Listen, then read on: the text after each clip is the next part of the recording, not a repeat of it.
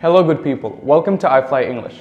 In this lesson, we are going to improve our English by learning new vocabulary from one of the best movies ever made, The Shawshank Redemption.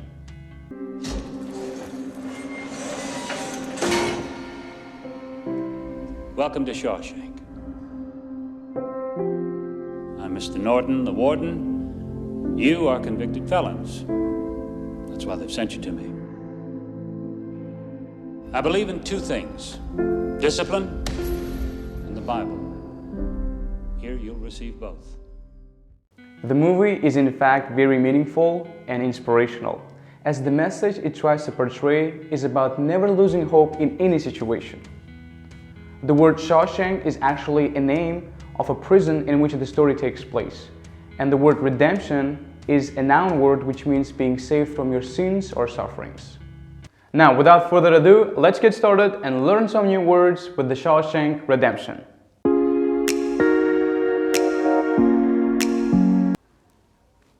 Oh, she's such a cupcake.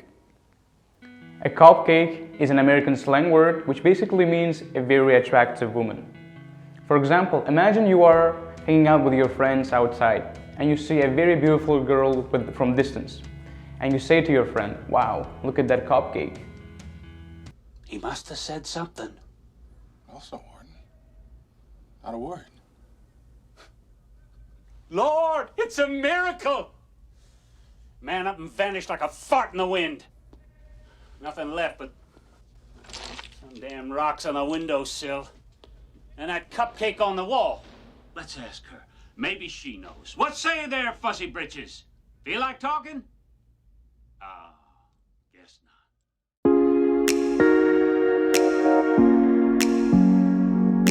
To keep up is a phrasal verb which means to be on the same level as somebody else.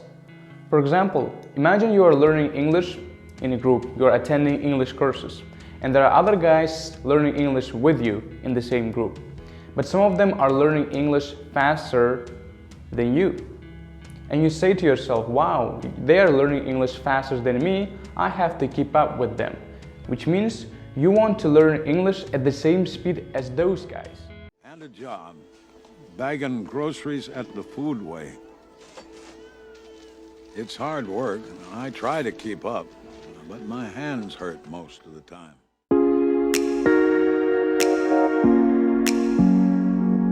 To take place is our second phrasal verb from our vocabulary list, and it just means to happen. When something takes place, it happens. For example, my brother's wedding party took place last week in a restaurant. So it happened last week in a restaurant. Or you can even use it with natural disasters such as hurricane, earthquakes. Earthquake took place in Indonesia 3 years ago. So to take place, it just means to happen. Now, does that strike you as a fantastic coincidence, Mr. Dufresne, or is it just me? Yes, it does. Yet you still maintain that you threw your gun into the river before the murders took place. That's very convenient. It's the truth.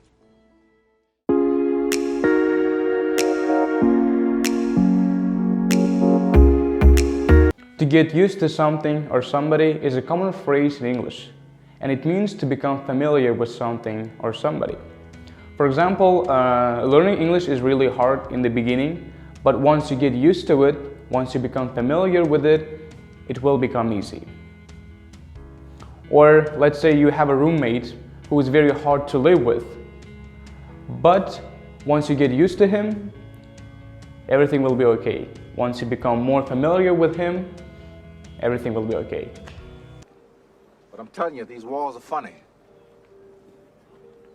First you hate them, then you get used to them. Enough time passes, you get so you depend on them. That's institutionalized. Goddamn right. They send you here for life. That's exactly what they take.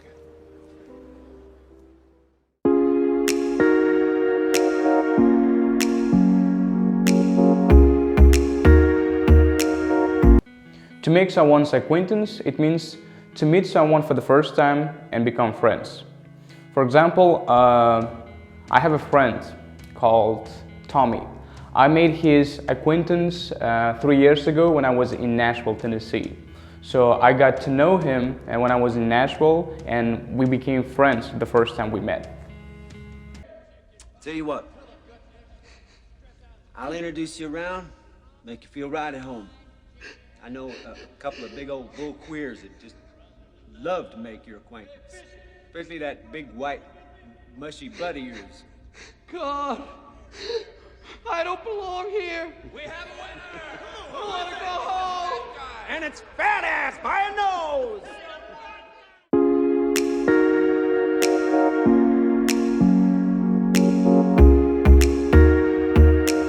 If something is free of charge, it means it is free. You don't have to pay money for it. You can get it for free. Of course not. But you do need someone to set up the tax-free gift for you. And that'll cost you. A lawyer, for example. Bunch of ball-washing bastards. Right. I suppose I could set it up for you. That would save you some money. You get the forms, I'll prepare them for you. Nearly free of charge. I'd only ask 3 beers apiece for each of my co-workers.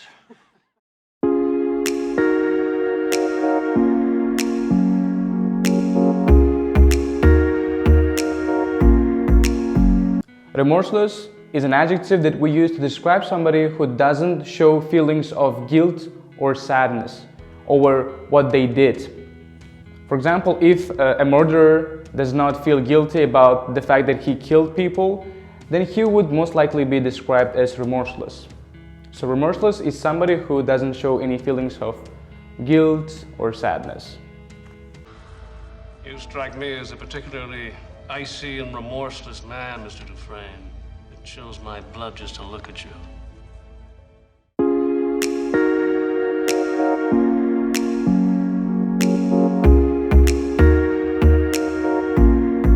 Crook is a noun word that we use to say that somebody is dishonest or criminal. If somebody is described as crook, it means that person has very bad intentions, like bad plans. Criminals, most of them are crooks because they have bad intentions. You know, the funny thing is, on the outside, I was an honest man, straight as an arrow. I had to come to prison to be a crook. Ah!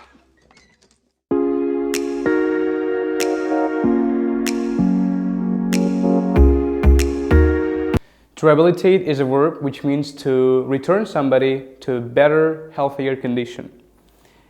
It's mostly used with people who are kept in prison, like prisoners. The reason why we have prison system is because the government wants to rehabilitate criminals. They want to return prisoners, criminals, back to their healthy conditions. You feel you've been rehabilitated? Rehabilitated? Well, now let me see. You know, I don't have any idea what that means.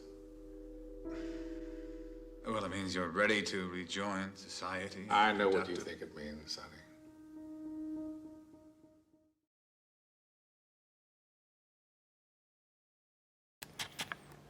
If you have liked the video post, don't forget to let me know in the comments below, and please share it with your friends.